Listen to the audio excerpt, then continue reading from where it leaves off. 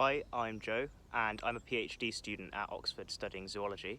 And all my research is on ecology and evolution, so I work with natural populations instead of in the lab. And this is just a short video to show you what life is like in the field and what it's like to do fieldwork.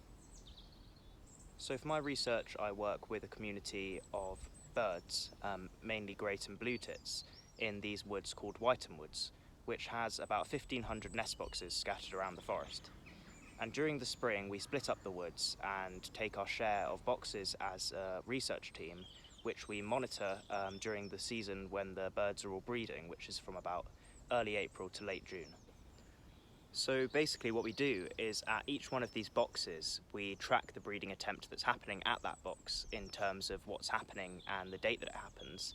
And then we also individually mark every single parent and chick with these little metal rings which we put on their legs, each one having a unique kind of number letter code. So I've been monitoring this area called Beanwood, which has about 150 boxes in.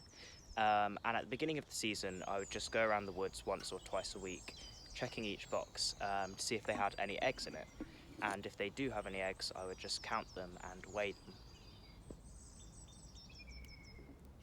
But then as the spring moved on, it started to get a bit more time intensive because basically we have to start catching the adults to identify them and ring them and collect data on things like their age, their sex, species, size, and their kind of just their general health. And the way we do this is literally by actually catching them at the boxes, which can be really time intensive because sometimes they'll fly in and then you'll try and get to the box in time and they'll fly out before you get there. Or sometimes you just have to hide for a really long time before they actually visit the box. So it does take a lot of time, but actually it's one of my favourite bits. And it seems stupid to say really, but I think that's basically just because I really like birds. And I think actually it's probably a good reason why a lot of people do get into fieldwork in the first case is because, whatever you're studying, whether it's animals or plants or even things like weather or natural systems, you get to spend a lot of time studying the thing that you really like and actually getting up close to it and learning a lot about it.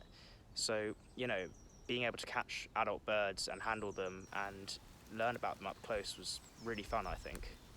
And I think that's a massive positive about life in the field and doing field work in general.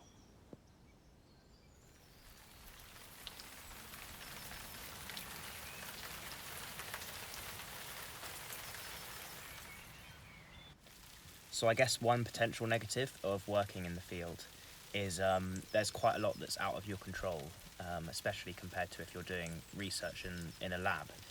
So, right now, for example, it's been raining all morning and I can't do all my field work in the rain because I'm working with some delicate equipment. So I'm just hiding out in my van until it passes, hopefully an hour or so, and then I'll be able to get back to work. So the rain has died down a bit, so I think it's all right for me to carry on.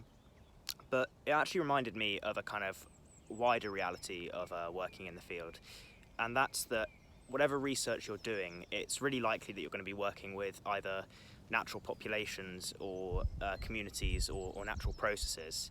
And the thing about that is that you have to kind of fit to their schedule and they can't fit to yours.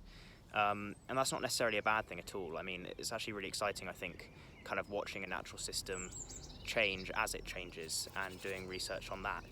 But it can mean that you might have to adjust your routine a bit. So, for example, right now I'm trying to identify all the breeding adult birds and they're a lot more active in the morning. So it means getting up a bit earlier than usual. But yeah, I don't think it's a bad thing at all. It's actually, definitely worth it in my opinion. But it's not just the adults that I'm catching to identify at the moment. Another really crucial part of this field work is basically I'm opening up every box and ringing every chick that's hatched in the boxes. And again, this is like one of my absolute favourite parts of the field work. It's just really cool to think that, there's a chance we'll catch these chicks again in the future when they're adults, either when they're feeding in the winter or in their own breeding attempt maybe even. And we'll know kind of the really precise life history of this bird, so we'll know when it hatched, where it came from, who its parents are, who its siblings are, how healthy it was as a chick, and when it left the nest. So we just know all these details, which I think is really cool. And it also adds up very quickly. So I think by the end of the season, I will have ringed about 550 chicks, which is quite a lot. So that's kind of a quick summary of what I do here in Whiteham with the birds, which hopefully kind of gives you a bit of an idea of what fieldwork might look like. And obviously a lot of it's quite specific to the research I'm doing, but you know, hopefully you kind of have got a sense of what some of the ups and downs are like and what life in the field is like.